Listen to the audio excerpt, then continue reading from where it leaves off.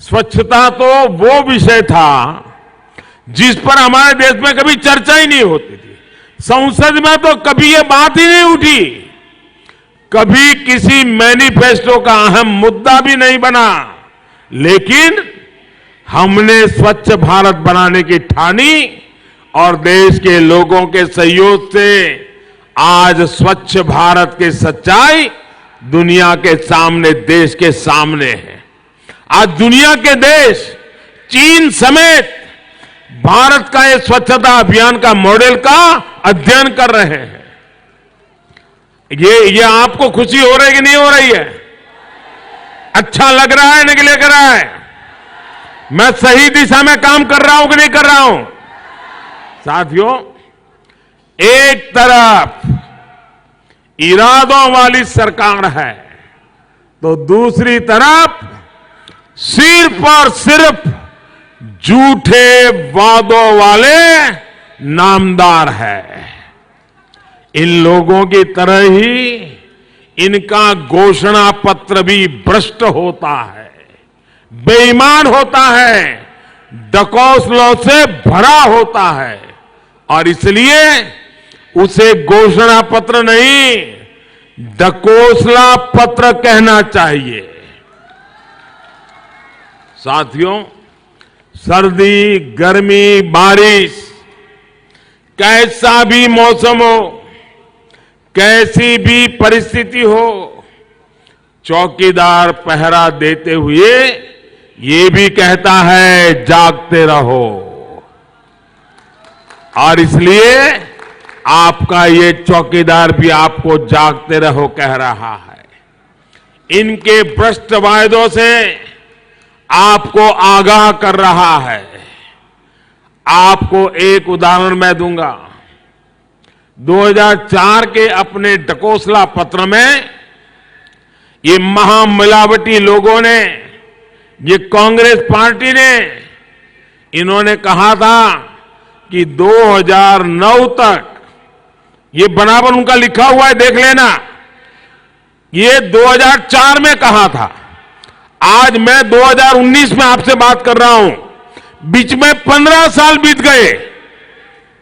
2004 में उन्होंने लिखित में कहा था कि 2009 तक देश के हर घर तक बिजली पहुंचाने का वादा उन्होंने किया था।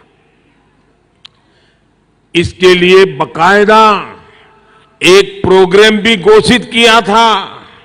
लेकिन 2014 में जब मैं आया तब तक देश के 18,000 गांव अंधेरे में थे और करोड़ों परिवार उन्होंने बिजली नहीं देखी थी। साल 2009 में फिर इनका एक और ढकोसला पत्र आया। पहले के वादे का क्या हुआ, कोई जवाब नहीं दिया। और उनके जो चेले चपाटे हैं, उन्होंने भी कभी उनको सवाल नहीं पूछा। फिर 2014 का चुनाव आया और फिर एक वादा दोबारा दोहराया कि शहरों में 100% बिजली देंगे और गांवों में बिजली 90% तक पहुंचाएंगे। 4 में कहते थे सबको पहुंचाएंगे, 9 में कहने लगे कुछ छूट जाएंगे।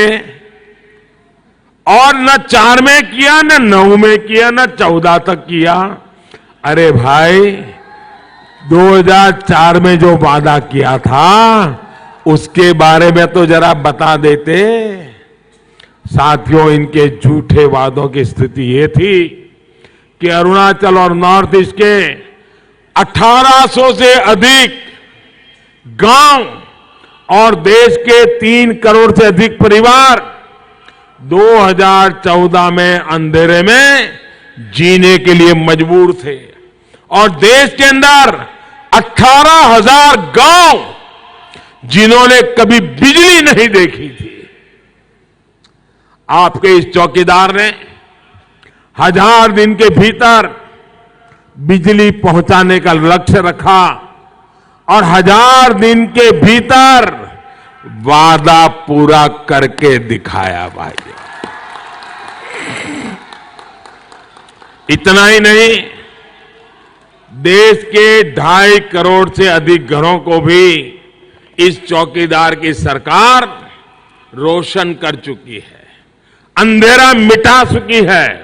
भाइयों और बहनों, इतना ही नहीं, कांग्रेस ने देश में अलगाववाद बढ़ाने के लिए, हिंसा को प्रोत्साहन देने के लिए, देश को गाली देने वालों को प्रोत्साहन देने के लिए भी एक योजना बनाई है।